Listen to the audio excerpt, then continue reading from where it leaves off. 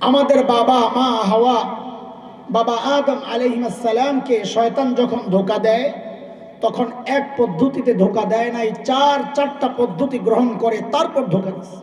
খেয়াল করেন, একটু মনোযোগ দেন। এক নাম্বার, মা নাহাকুমা রাব্বুকুমা আন হাযিহিস শাজারা। আদম আর হাওয়াকে যায় জিজ্ঞেস করতেছে শয়তান, এই গাছের ফল খান না কেন? বলে আল্লাহ নিষেধ করছেন। তো শয়তান বলে, আহারে আল্লাহর কথা তো আপনারা বুঝেন নাই। কে বলতেছে? কাকে? আমি একটু বলি তো আপনাদের বুঝতে সহজ হবে। আদম মানে নবী। আদম কে? আদম তো নবী না? তো এইবার বলেন, শয়তান কাকে আল্লাহর কথার অর্থ বুঝাইতেছে? আরে বলেন না, পরে কাজে লাগবে এটা। বলেন, শয়তান কাকে আল্লাহর কথার অর্থ বুঝায়? নবীকে। কি বুঝায়? মা নাহাকুমা রাব্বুকুমা আন হাযিহিস শাজারা। আপনি বুঝেন নাই আল্লাহর কথা। বলে কি? আশ শাজারা মারিফা, আলেমরা বুঝবেন ভালো সহজেই, সাধারণরা বুঝেন। বলে এই লাইনে 10টা কাঁঠাল গাছ আছে। তো এসে জিজ্ঞেস করে, এই কাঁঠাল খান না কেন? তো আদম আলাইহিস সালাম জবাব দিয়েছেন, আল্লাহ নিষেধ করছেন গাছের কাছেও যাইতে।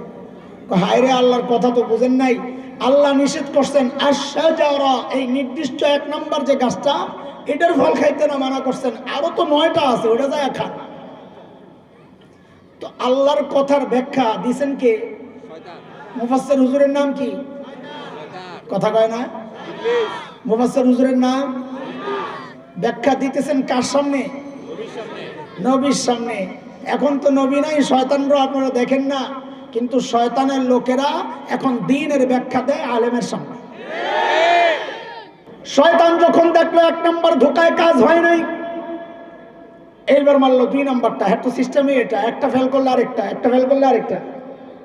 এইবার কি বলে? ইল্লা আন তাকুনা মালাকাইন।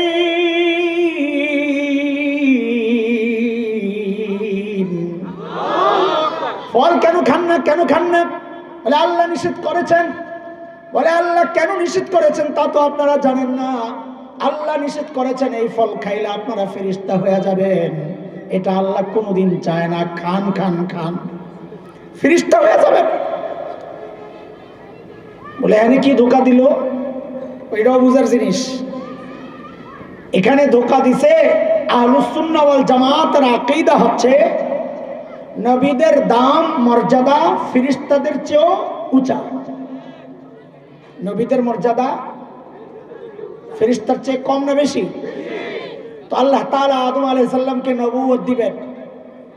আদম আলাইহিস সালাম নবী, আদম আলাইহিস সালাম ফেরেশতার চেয়েও দামি। তো আদম আলাইহিস সালাম উঁচু মাকাম পায়া, সর্বোচ্চ মর্যাদা পায়া, ওই ফল খায়া তার চেয়ে নিচের মর্যাদা ফেরেশতা হতে যাবেন কোন দুঃখে? ধোঁকাটা বুঝছেন আপনারা? শয়তান যখন দেখলো 2 নাম্বার ধোঁকায় কাম হয় নাই, এইবার মারছে 3 নাম্বারটা। আও তাকুনা মিনাল খালিদিন।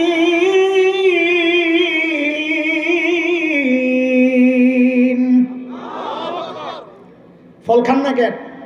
বলে আল্লাহ মানা করছে। হাই হাই, বুঝেন নাই তো? আল্লাহ কি জন্য মানা করছে জানেন? বলে কি জন্যে? বলে ফল খাইলে জান্নাতে স্থায়ীভাবে থাকার ব্যবস্থা হয়ে যাবে, এটা আল্লাহ চায় না। দেখছেন নি কেন? শরীয়তের মিজাজের বিরুদ্ধে কথা বলতেছে।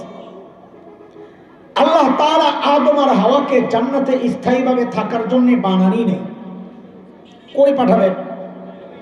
কোথায় বানাইছেন? কোথায় পাঠাবেন? وَإِذْ قَالَ رَبُّكَ لِلْمَلَائِكَةِ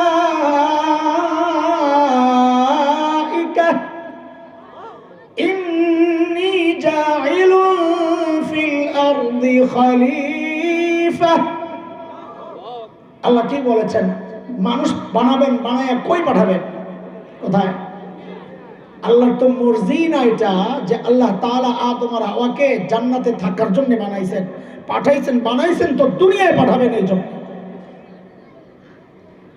বাকি একটা প্রশ্ন আপনাদের জাগতে পারে, সেটা হলো যে যদি দুনিয়ায় পাঠানোর জন্য বানাইয়েই থাকেন, তো মাঝখান দিয়ে আবার জান্নাতে পাঠাইছিলেন কি জন্য? ডাইরেক্ট দুনিয়ায় পাঠাইয়া দিলে তো আর এত গন্ডগোল লাগে না। বুঝে আসছে কথা? প্রশ্ন জাগে। আরে প্রশ্ন জাগলে উত্তর দিব, না হয় খামাকে এদিকে ঢোকার দরকার নেই, আমার আর অনেক কাম আছে। বানাইছেন দুনিয়ায় পাঠাবেন, তো জান্নাতে ঢুকাইলেন কি জন্যে? ওখানে ঢুকাইছেন দেখেই তো শয়তানের লগে দেখা হয়েছে, এত গন্ডগোল লেগে গেল না? ঠিক আছে না কথা? আর এটা একটু ভেঙে গেলাম, তাহলে সামনে আগাইতে সহজ হবে। সূরা তাওবা আয়াত 111। আল্লাহ তাআলা বলেন, ইন্নাল্লাহা আশতারা মিনাল মুমিনিনা আনফুসাহুম ওয়া আমওয়ালাহুম বিআন্না লাহুমুল জান্নাহ। আল্লাহ তাআলা আমাদের জান আর মালের বিনিময়ে আমাদের কাছে জান্নাত বিক্রির প্রস্তাব করছেন। কিনতে রাজি? আমরা তো জান বিক্রি করে দিছি। সবার জানই বিক্রি করা, কারো জান নাই, সবার জানই বিক্রি করা। তবে কেউ বিক্রি করছে রামবামের কাছে, কেউ বিক্রি করছে তার মালিকের কাছে। বিক্রি সবারটাই হয়ে গেছে, তাই না? আমরা আমাদের জান আর মালকে বিক্রি করছি কার কাছে? কিসের বিনিময়ে? আরে কথা বলেন। জান্নাত দিয়া যে কেনা বেচা করলেন, জান্নাত দেখছেন নি আপনারা? তো লাগবে তো পেস। আলেমরা জানে এটা, যে বেচা কেনার জন্য শর্ত বিক্রিত জিনিসটা এটা দেখতে হবে, দেখতে হবে। না দেখলে বেচা কিনা সহি হয় না। পানির নিচে মাছ, বেচা কিনা জায়েজ নাই, দেখা যায় না।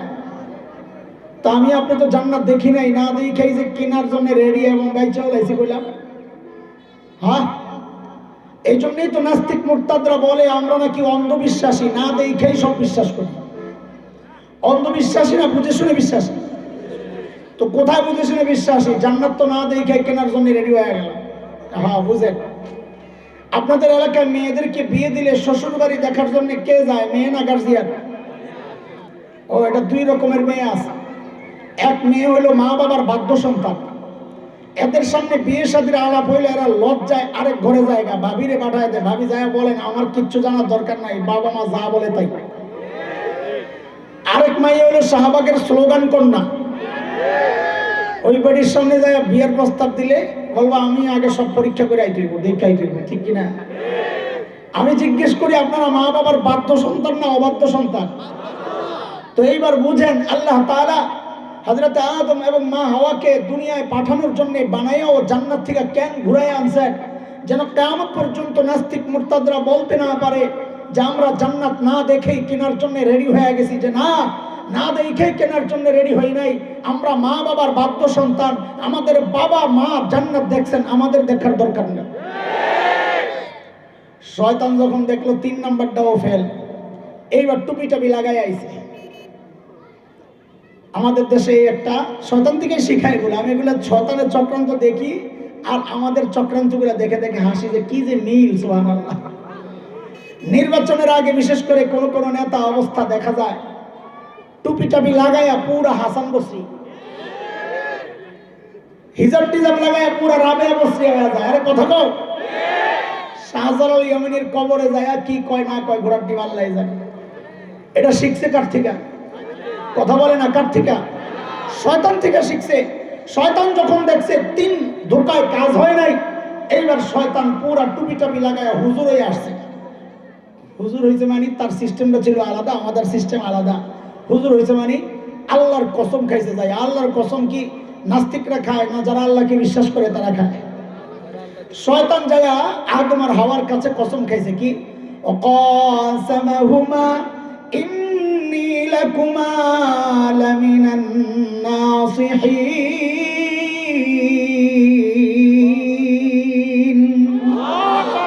আল্লাহর কসম খায় বলে আমারে ভুল বুঝছেন না, আমি আপনাদের হিতাকাঙ্ক্ষী। সুবহানাল্লাহ। দোস্ত, এতক্ষণ যা বুঝাইলাম এর সার কথা কি? মূল পয়েন্ট এখন ঢুকবো। এতক্ষণ শুধু ভূমিকা সাজাইলাম। সার কথা হচ্ছে, শয়তানের চূড়ান্ত টার্গেট আমাকে আপনাকে দিয়ে শিরিক করাবে, কিন্তু সে এক পদ্ধতিতে শিরিক করাবে না। এটা তার চরিত্র। আল্লাহ জানাইয়া দিয়েছেন তার গোমর। শয়তানের গোমর জানাইয়া দিয়েছেন কে? তার চরিত্র হচ্ছে সে শিরিক করাবে, কিন্তু পদ্ধতি কিনা এক না। এক করলে তো ধরা পড়বে। আপনাকে যদি শয়তান বলে এই মূর্তির পূজা কর, আপনি করবেন? বলেন তো কে কে আছেন মূর্তির পূজা করবে? নাউজুবিল্লাহি মিন যালিক। করবেন? শয়তান বলে তোরে দিয়ে আমি মূর্তির পূজা করাবো, তুই করবি কিন্তু টের পাবি না। আল্লাহ বলেন এর তো আমি আগেই জানাইয়া দিছি, ইন্নাহু ইয়ারাকুম হুয়া ওয়া কাবিলুহু মিন হাইসু লা তারাউনাহুম। শয়তান এবং তার সাঙ্গপাঙ্গরা তোমাদেরকে এমন ভাবে দেখে যে তোমরা তাদেরকে দেখো না। এর একটা তাফসীর এটাও যে শয়তান শিরিক করাবে, আমি শিরিক করব কিন্তু বুঝবো না। শয়তান যদি বলে মূর্তির পূজা করবেন, করবেন। শয়তান বলে তোরে দিয়া মূর্তির পূজা আমি করাবো, তুই করবি কিন্তু টের পাবি না। এ ভাই বুঝেন বুঝেন, কথাগুলো বুঝার চেষ্টা করেন কিভাবে কিভাবে শয়তান ধোঁকা দিয়া পূজা করাইতেছে, আমরা করি কিন্তু টের পাই না। বলেন আগুনের পূজা করতে কে কে রাজি? হ্যাঁ, একজনও নাই, কথা কয় না, মনে মনে রাজি তো জোরে বলেন, একজনও না। অথচ আমাদের লাখো লাখো যুবক যুবতী বিশেষ করে তাদেরকে দিয়া শয়তান আগুনের পূজা করায়, তারা করে কিন্তু টের পায় না। তাহলে কোথায়? বলে চলেন একটু আপনার করে বৈশাখী মেলায় লইয়া যায়। বৈশাখী মেলাটা প্রসঙ্গক্রমে বলতেছি, কারণ পরে আরেকটা মূল কথা বলার জন্য এই প্রসঙ্গ ঢুকছি। আমি একটু দেরিতে দেরিতে জায়গায় যাইতে হয়, অনেক দূর থেকে ঘুরে আসি। বৈশাখী মেলা যখন হয় ঢাকার রমনা বটমূলে একটা শিল্পী গোষ্ঠী আছে, ছায়ানট শিল্পী গোষ্ঠী, প্রয়াত কবি সুফিয়া কামাল প্রতিষ্ঠাতা। রমনা বটমূলে ছায়ানটের শিল্পীরা বৈশাখী বরণ অনুষ্ঠান করে, দেখছেন না আপনারা? পেপার পত্রিকায় দেখেন নাই, টেলিভিশনে দেখেন নাই, না দেখলে আলহামদুলিল্লাহ। এরা সূর্য ওঠার অপেক্ষায় বসে থাকে, দেখেন শুরু থেকে সিরিকি কারবার। সূর্য ওঠার অপেক্ষায় বসে থাকে কেন? সূর্য ওঠার সাথে সাথে রবীন্দ্রনাথের লেখা গান দিয়া বৈশাখকে বরণ করবে, এসো হে বৈশাখ এসো হাও হাও করে। ও মুসলমান, সূর্য ওঠার অপেক্ষা মুসলমান ইবাদতের জন্য, কাজের জন্য করে না, বরং সূর্য ডুবার অপেক্ষা করে। কখন সূর্য ডুববে মাগরিবের সালাত আদায় করবে, কখন সূর্য ডুববে ইফতার করবে। সূর্য উঠলে মুসলমান ইবাদত ছেড়ে দেয়, ফজরের নামাজ আর পড়ে না। কেন? নবী মানা করেছেন সূর্য ওঠার সময় ডুবার সময় যেন ইবাদত না করি। কেন? নবী বলেছেন এটা সূর্য পূজারীদের ইবাদতের টাইম। আমার কচি কাঁচা বাচ্চাদেরকে দিয়ে কি কাজটা করাইতেছে খেয়াল করে। গান শুরু করছে, এসো হে বৈশাখ এসো। এই গানের একটা লাইন হচ্ছে, আমি পুরা গানটা যদি ব্যাখ্যায় যাই তো অনেক সময় লাগবে। শিরিক আর শিরিক, শিরিক আর শিরিক, কয়টা বুঝাবো আপনাদেরকে? শুধু একটা লাইন শুনে, ওই লাইনটা হচ্ছে অগ্নি স্থানে সূচি হোক ধরা। কি? অগ্নি স্থানে, এখন তো ইন্টারনেটে সব পাওয়া যায়, তুই টিপ দিয়া সব বাইর করে দিয়েছে আছে। অগ্নি স্থানে সূচি হোক ধরা।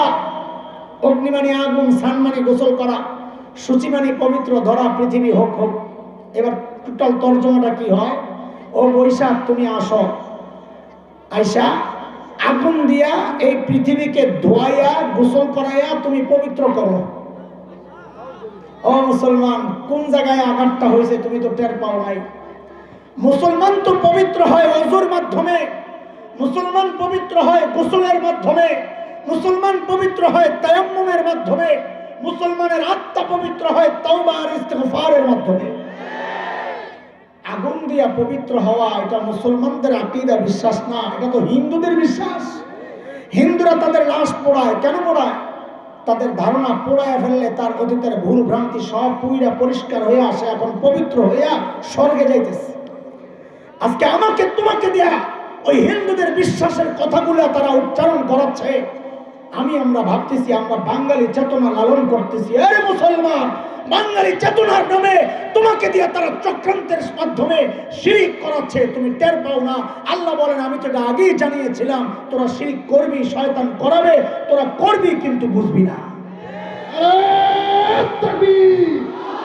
সময় নাই, আমার জরুরি কথা বলতে হবে, সময় কম, আজান দিয়েছে। বৈশাখী ওই ছায়ানটের থেকে ওখান থেকে আইসাই চারুকলা ইনস্টিটিউটের সামনে একটা মিছিল বাইর করে, মিছিলের নাম হচ্ছে মঙ্গল শোভাযাত্রা। শুনছেন না?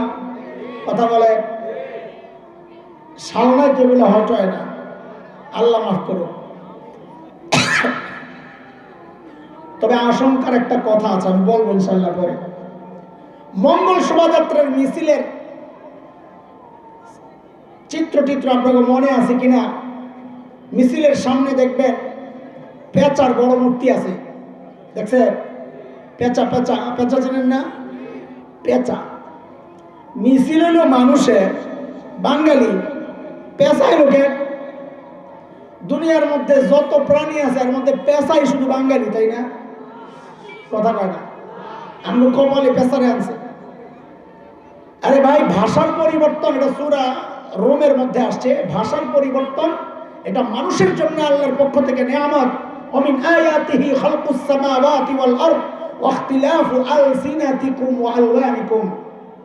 জীবজন্তু দুনিয়ার যা আছে সব এক ভাষায় কথা বলে। তুমি তো বাঙালি চেতনার নামে মঙ্গল শোভাযাত্রায় যাও, কিন্তু তোমার খবর নাই তোমাকে দিয়া লক্ষ্মী দেবীর পূজা করানো হচ্ছে, তুমি টের পাও না। কেমনে কেমনে? কারণ এই পেঁচার একটা হিস্টোরি আছে। পেঁচা খামাকা আসে নাই। হিন্দুদের এক দেবতার নাম বিষ্ণু দেবতা, শুনছেন না? না, ওই দেবতার বউয়ের নাম লক্ষ্মী দেবী। বিষ্ণু দেবতার বউয়ের নাম লক্ষ্মী দেবীর ছেলে নাই, মেয়ে আছে 6টা। কটা? পদ্মা, পদ্মালয়া, ইন্দিরা, শোভা, কমলা, রমা। লক্ষ্মী দেবীর 6 মেয়ের নাম।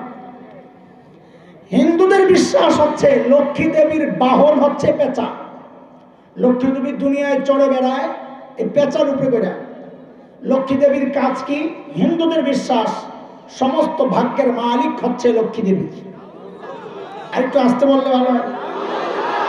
হায় রে ইমানদার, তোমার ইমান কেমনে খাইতেছে তোমার খবর নাই। ভাগ্যের মালিক কে? আরো জোরে কথা কার?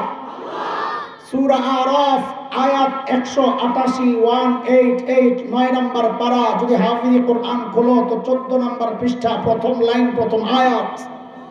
মালিক বলেন, قل لا أملك لنفسي نفعا ولا ضرا إلا ما شاء الله।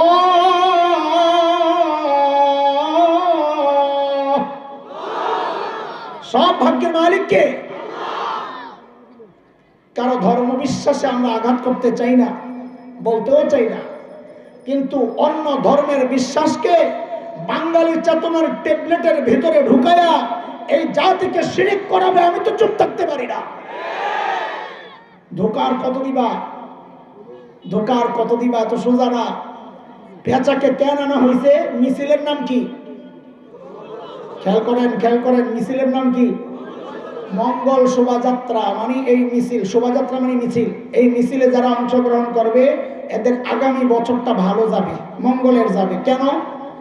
মঙ্গলের মালিক হিন্দুদের বিশ্বাস লক্ষ্মী দেবী। কে? এইবার মিলাও সবগুলারে। লক্ষ্মী দেবীর বাহনকে রেডি করা হয়েছে, আহ্বান করা হচ্ছে, ও মা লক্ষ্মী দেবী তুমি আসো, তোমার গাড়ি রেডি, বাহন রেডি, তুমি আইসা আসন গ্রহণ করো এবং এই মঙ্গল শোভাযাত্রার যে মিছিল, এই মিছিলের তুমি নেতৃত্ব গ্রহণ করো। কারণ তুমি তো ভাগ্যের মালিক, তুমি আইসা বসলে আমরা যারা মিছিলে অংশগ্রহণ করেছি আমাদের আগামী বছরটা মঙ্গলের হবে। লা হাওলা ওয়ালা কুওয়াতা ইল্লা বিল্লাহ। মুসলমান তো মঙ্গল শোভাযাত্রার মিছিল প্রতিদিন 5 বার বাইর করে। কয়বার? কয়বার? মুয়াজ্জিন যখন ডাক দেয়, হাইয়া আলাল ফালাহ,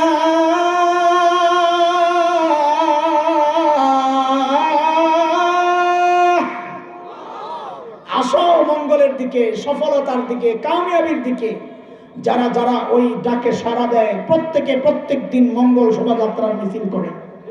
কথা ঠিক কিনা? কেমনে শিরিক করায় দেখো।